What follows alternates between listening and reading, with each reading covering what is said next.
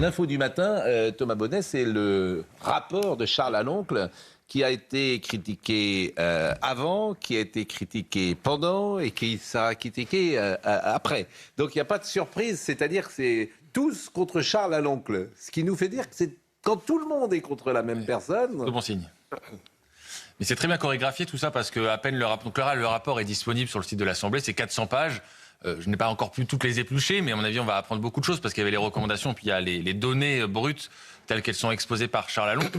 Et déjà, Delphine Ernotte a publié un communiqué pour dire tout le mal qu'elle pensait de ce rapport. Et plus surprenant, Sébastien Lecornu, le Premier ministre, vient de réagir lui aussi. Et je vais juste prendre 3 extraits. Il ne faut ni démantèlement ni immobilisme. Ça, c'est le fameux en même temps un peu tiède de la Macronie. Les polémiques ne font pas une politique publique. Le rapport passe à côté de l'essentiel. Donc ça, c'est ce que dit Sébastien Lecornu, le Premier ministre, à l'instant. À peine le rapport a-t-il été publié donc sur le site. C'est quoi l'essentiel selon lui ? L'essentiel, alors il parle un petit peu quand même de la neutralité, parce qu'il en était beaucoup question, en disant qu'il y aura un autre rapport du ministère de la Culture cette fois, avec France Télé, pour essayer de faire le point sur ce qu'il faudrait mettre en œuvre. Et que des réformes pourraient être engagées avant même la présidentielle. Quand on lit le message posté par Sébastien Lecornu, on comprend que ce ne seront pas des grandes réformes visant à refaçonner le service public. Ce sera des petites réformes à la marge. Bon, rarement une commission d'enquête aura fait couler autant d'encre. Il est malhonnête de dire que l'objectif de la commission d'enquête était de sauver l'audiovisuel public. C'est M. Patrier-Létus qui n'a pas de mots assez durs sur M. Aloncle. Oui, et qui lui aussi a publié alors, une sorte de contre-rapport, d'autres recommandations, dans le Figaro notamment. On peut quand même lui reconnaître le fait que lui aussi veut faire évoluer la façon avec laquelle le service public est organisé. Alors il ne va pas dans la même direction que Charles Aloncle, mais il dit quand même qu'il y a un sujet. Et il ne fait pas partie de ceux qui disent non, on peut laisser ça en l'état et que circuler, il n'y a rien à voir du côté de France Télé ou de Radio France. Bon, est-ce qu'on peut voir quelques réactions ? Est-ce qu'il y a des informations financières ? Parce que moi, depuis le départ, je voudrais savoir ce qu'est facturé une émission de C'est ce soir. Je ne sais pas si j'aurai ma réponse.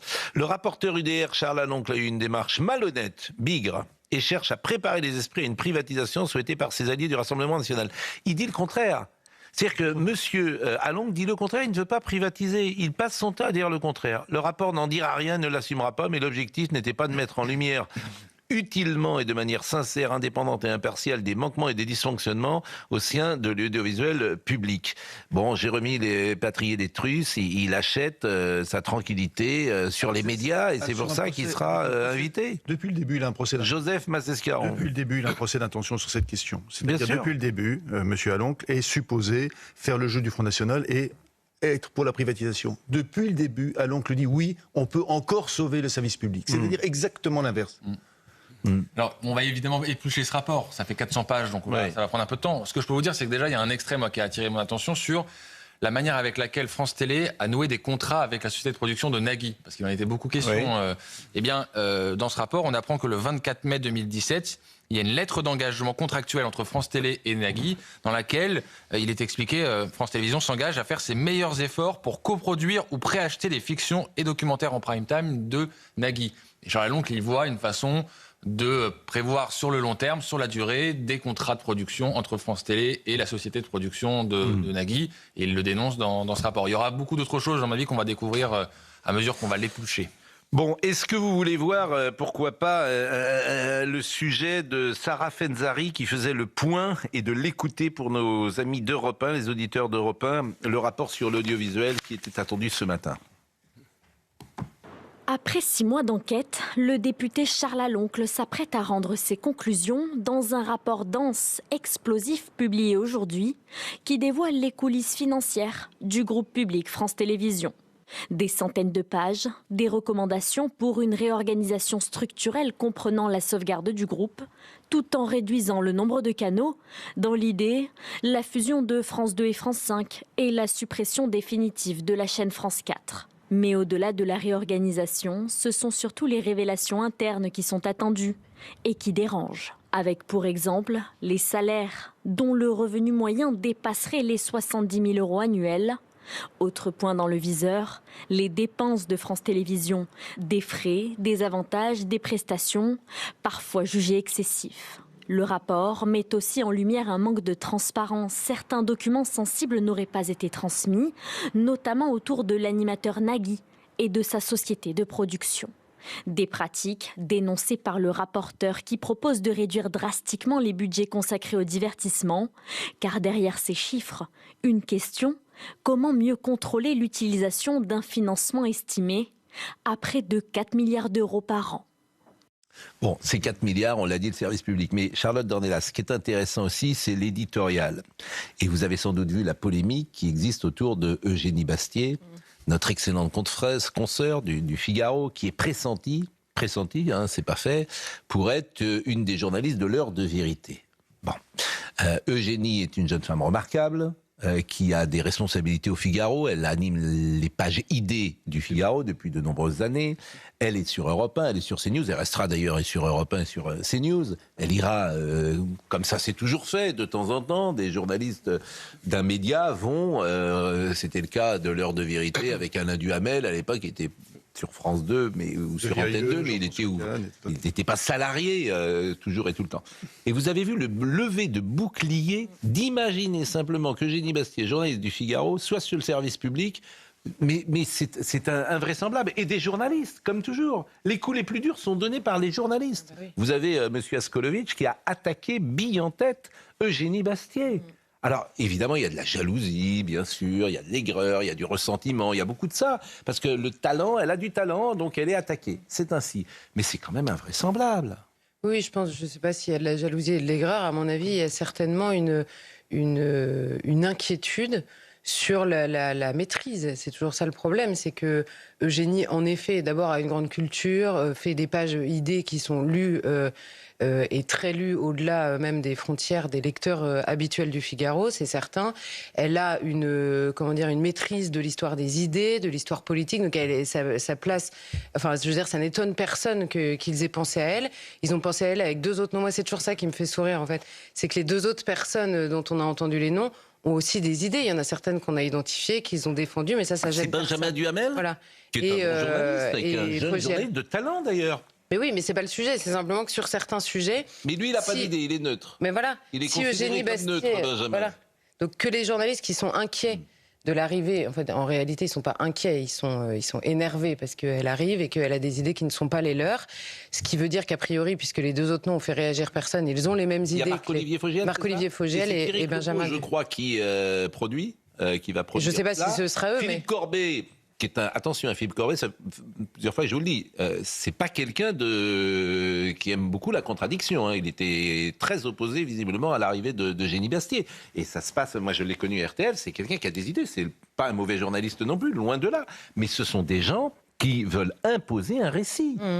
Et c'est le service public, c'est pour ça qu'on en parle. Autrement, s'ils étaient dans le privé, on n'en parlerait pas. Et ce qui me fascine, c'est que là, depuis qu'elle est attaquée et que cette idée est née, c'est que jamais personne ne l'attaque sur un point précis ou n'explique que sur tel sujet, non, c'est l'extrême droite, c'est le pion de je ne sais qui, donc c'est extrêmement condescendant déjà comme manière de parler d'Eugénie et de son travail. Et par ailleurs, il n'y a aucune attaque argumentée en réalité, parce que ce serait un peu gênant d'expliquer qu'il y a trois idées qu'ils n'ont pas en commun et que donc ça l'empêche d'arriver sur le service public. Charlotte Dornelas, on va voir des réactions de Delphine Ernotte. Delphine Ernotte qui était hier, alors elle était en majesté hier dans la cérémonie des Molières que j'ai regardée. Mais c'est formidable la cérémonie des Molières, je vous assure. Je ne sais pas si vous l'avez regardée, Henri Guénaud, c'est formidable. C'est-à-dire que tout le monde pense la même chose. Et il y a beaucoup de gens qui ont beaucoup de talent dans cette salle, vraiment beaucoup de talent. Mais vous avez par exemple Josiane Balasco, j'ai vu sa pièce qui est formidable. Elle a eu un Molière pour sa pièce. Elle monte sur scène et elle dit la cérémonie des Molières est une tribune, je ne suis pas sûr qu'on aura encore des tribunes. Donc là, vous dites, mais ils ont peur de quoi ? Vous pensez quoi, que le général Pinochet va arriver, que le général Videla va arriver en France et va fermer les théâtres, va empêcher tout le monde de parler? Donc il y a une sorte de fantasme qui n'existe pas, la liberté d'expression, que je sache, sauf pour CNews. Elle est peu menacée. Il n'y a que nous qu'on veut fermer, généralement. Tous ces gens-là, ils veulent nous fermer. Nous, on veut... fermé. Comment ? C8 et les dernières C8 a été fermé. Mais qu'ils se rassurent tous, personne n'a envie d'empêcher les uns et les autres de parler. Personne. Mais au contraire, d'ailleurs. Leur enlevez pas l'espoir qu'ils entrent en résistance. Parce que sinon, vous leur enlevez beaucoup. Bon, Madame Ernotte, réaction de Madame Ernotte que j'ai vu passer sur les réseaux. Donc une vision de la télévision publique élitiste, dit celle qui a viré Patrick Sébastien, éloignée des familles et des publics les plus populaires, dit toujours celle qui a viré Patrick Sébastien. Bon, mais tout ça pour en arriver là, pour en arriver à un rapport à charge, à des attaques personnelles et des procès d'intention. En fait, il n'y a jamais le début d'un argument.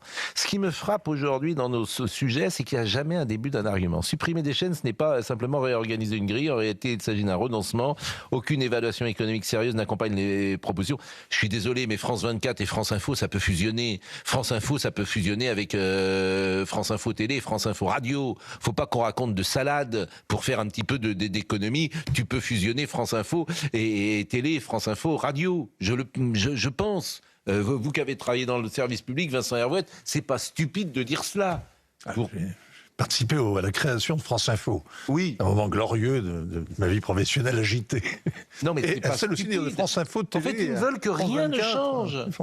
Ils veulent que rien ne change. Ça coûte 4 milliards, ça coûte 4 milliards, et tous se liguent pour dire on change rien. Ben oui, bien sûr. Ce corporatisme le plus épais, qui va de pair d'ailleurs avec une forme de sectarisme. Ce qui est marrant, c'est que... Ce qui est curieux dans l'orientation idéologique aussi marquée, et dans le conservatisme aussi virulent, c'est que c'est pas le cas partout. C'est pas le cas autour de nous. C'est pas le cas dans tous les pays qui nous sont comparables. C'est ça qui est très curieux. Il y a une exception française quand même, hein. Alors, je sais bien que la BBC est très problématique, a eu une évolution à la française en quelque sorte, mais en dehors de ça, quand vous regardez en Allemagne, quand vous regardez en Italie, quand vous regardez en Espagne, quand vous regardez... C'est pas comme ça que les choses se passent. Il n'y a pas cette espèce d'épaisseur, de pesanteur idéologique invraisemblable et le bunkérisation du service public qui est ainsi assujetti à un courant de pensée dominant dans la culture.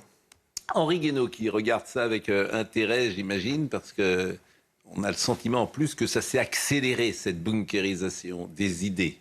Alors d'abord, la bunkérisation des idées, elle s'accélère sur tout le champ du débat public, pas seulement de ce côté-là. La deuxième remarque que je ferai, c'est que on a perdu en fait la culture du service public, et on l'a perdu aussi parce que personne n'a de corde de rappel. Voilà, personne n'exerce aucun contrôle. On a décidé que le principe d'indépendance, alors que ce soit des autorités administratives indépendantes, des juridictions, des télévisions ou des radios publiques, etc., était une fin en soi et ça allait résoudre tous les problèmes. Voilà.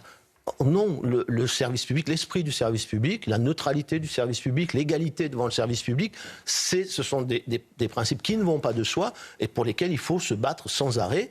Le pouvoir politique est normalement fait aussi pour ça. Voilà, Maintenant, si on confie toujours le pouvoir à des gens qui n'ont aucune idée de ce qu'est le service public, aucune idée de ce que sont leurs devoirs, que ce soit d'ailleurs dans l'État ou dans les opérateurs de l'État ou dans un certain nombre d'autres institutions, bien ça ne peut pas fonctionner. Les limites, elles sont en chacun d'entre nous. Donc il faut choisir les gens d'une façon telle qu'on soit à peu près assuré que... on va respecter cet esprit du service public, comme dans l'État, dans l'administration, on respecte le sens de l'État. On a le sens de l'État, qu'on soit de gauche, de droite, etc. Bon. Alors, il y a des polémiques aussi ailleurs. Hein. Il y a de temps en temps, il y a des polémiques, même avec la BBC. Mais on sent bien que, en Grande-Bretagne, le poids d'abord de la tradition, qui n'est pas toujours un défaut, hein, le poids de la tradition, le poids des grands principes pèse quand même beaucoup plus lourd qu'en France et offre à la Grande-Bretagne, alors c'est énorme la BBC, hein, beaucoup de filiales, de canaux, etc.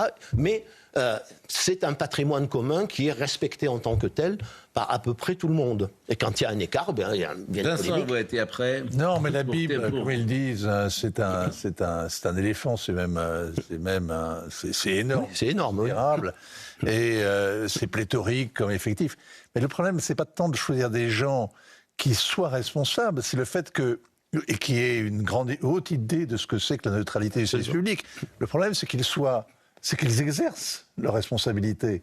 Or, en réalité, dans le service public aujourd'hui, vous savez très bien, vous savez comme moi, que c'est une cogestion, que les syndicats, en réalité,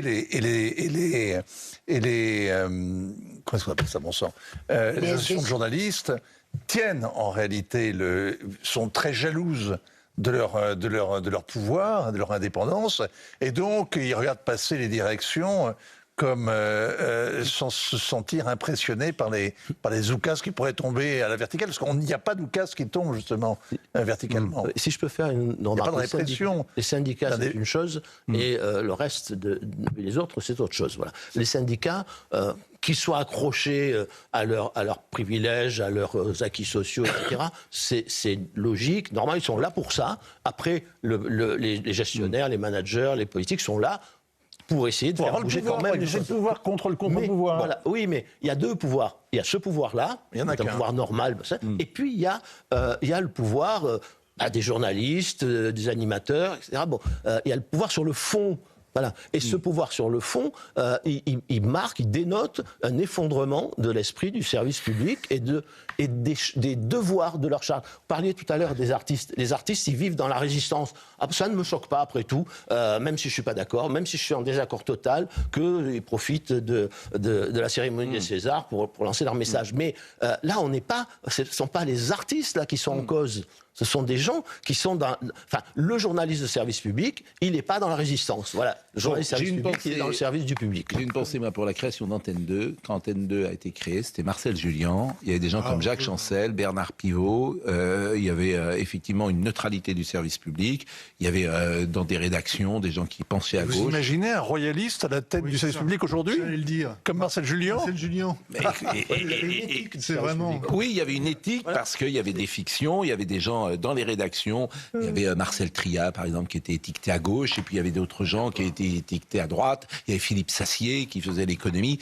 Bon, tout ça vivait ensemble, et il y avait sans doute plus d'intelligence, plus de talent, plus de tolérance, etc., et moins de sectarisme. D'ailleurs, avant de changer de sujet, je cite David Lisnard qui a tweeté ce matin « Je crains que la cérémonie des Molières fasse plus de dégâts sur l'image de France 2 que le rapport parlementaire quand le conformisme de gauche se parle à lui-même et fait la leçon ricaneuse, tellement déjà vu et entendu, tellement paresseux, tellement monocorde, tellement à tweeter David Lisnard. Ce n'est pas moi qui le dis, c'est David Lisnard. Bon, dans l'actualité, il y a cette croisière invraisemblable avec les 149 passagers et membres d'équipage d'un bateau de croisière suspecté d'être un foyer d'hantavirus, qui demeure coincé à bord du large du Cap-Vert, dans l'attente d'un lieu où pouvoir débarquer.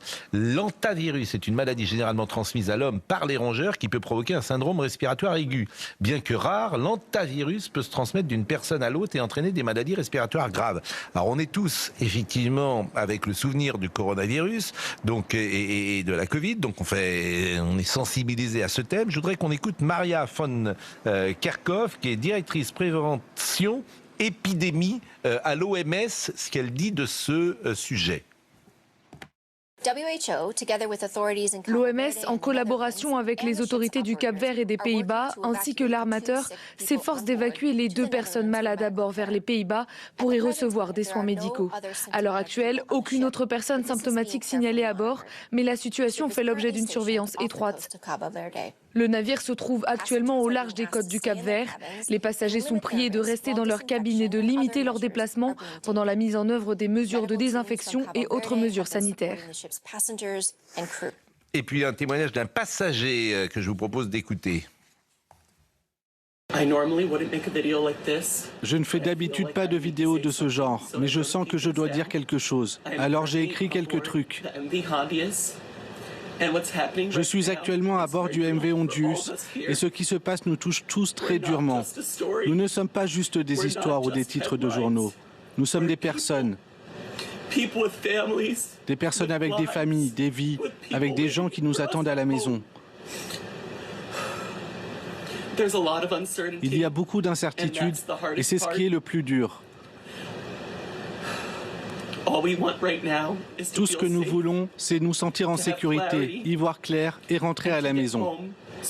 Donc si vous entendez parler de cette histoire aux infos, rappelez-vous qu'il y a de vraies personnes derrière, que ça ne se passe pas à l'autre bout du monde, mais à nous, en ce moment même. Témoignage poignant. Gilles Pialou est avec nous, vous connaissez son nom et son visage. Il était très présent durant la crise du coronavirus. Bonjour monsieur Pialouge. Pardonnez-moi d'abord, on m'avait dit que vous interviendriez à 9h, mais l'actualité de l'audiovisuel public a décalé votre passage. Alors je sais que vous avez une consultation, donc je vais faire très très vite. Grave, très grave, moyennement grave, rapport avec le coronavirus. Qu'est-ce qu'on peut dire ce matin de ce virus ? On va se poser un peu, parce que c'est plein de questions. Non, grave, oui, dans la mesure où il y a quand même 3 décès. Alors, ce qu'on ne sait pas, c'est le taux de létalité, c'est-à-dire combien de personnes ont été exposées aux déjections des rongeurs, parce que c'est comme ça que ça se passe. C'est pas tellement par morsure, comme d'autres maladies, c'est en respirant les déjections, urine, salive, etc., des rongeurs, dans un espace confiné qu'on se contamine. Ça, c'est le premier point. Deuxième point, vous dites le rapport avec le Covid. Alors bon, c'est vrai que les bateaux nous rappellent des mauvais souvenirs, mais la transmission interhumaine, elle est rarissime. Il n'y a qu'une souche, parce que c'est très compliqué, il y a 53 espèces, et il y en a une, effectivement, malheureusement, elle était plutôt d'Argentine, et le bateau est parti d'Argentine, où il y a eu, depuis 1996, des cas de transmission interhumaine. Mais globalement, il n'y a pas de transmission interhumaine, il faut être en contact avec ces déjections.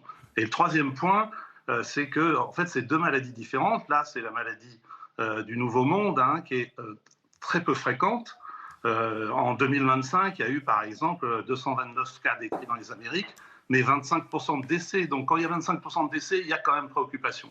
Ce n'est pas du tout le cas chez nous, en Europe, en Asie, dans l'Ancien Monde, où ça donne une maladie rénale qui est quand même très peu mortelle, inférieure à 1%. Donc, on se méfie des virus émergents, même si ce virus est probablement là depuis des centaines de milliers d'années. C'est qu'en 78 qu'on l'a vu arriver. Et puis, il va y avoir une période de surveillance sur ce bateau, parce que la période d'incubation est assez longue, en 2 semaines, mais ça peut être 6 semaines. Donc oui, c'est une préoccupation, il n'y a pas à flipper. Il y a quelque chose qu'il faut dire à gens qui nous regardent. Si vous avez une petite souris dans la chambre des enfants qui tourne sur une roue, surtout ne touchez pas, parce que ça touche que les animaux sauvages et pas du tout les animaux domestiques. Bon, ben merci beaucoup. Préoccupation pour 2 points. Le fait que ça augmente de plus en plus en Europe et en Asie, et le fait que ça soit quand même avec une gravité importante, avec des taux de mortalité entre 10 et 45% dans les Amériques, ce qui est quand même beaucoup. Il y a 2 cas confirmés et 5 suspectés. Je retiens quand même que le passage de l'homme à l'homme... une exception. Voilà, et une exception, c'est ça qu'il faut évidemment faudra garder en tête. Bah, merci beaucoup, Monsieur Pialou. Merci beaucoup. Quand on vous voit, généralement, c'est pas bon signe d'une certaine manière. Mais bon, en même temps, on a de l'affection pour vous et de l'amitié et du respect, de la crédibilité. Mais quand on vous appelle, c'est qu'il se passe quelque chose, vous voyez. Donc c'est ça qui est toujours délicat. C'est émergent maintenant.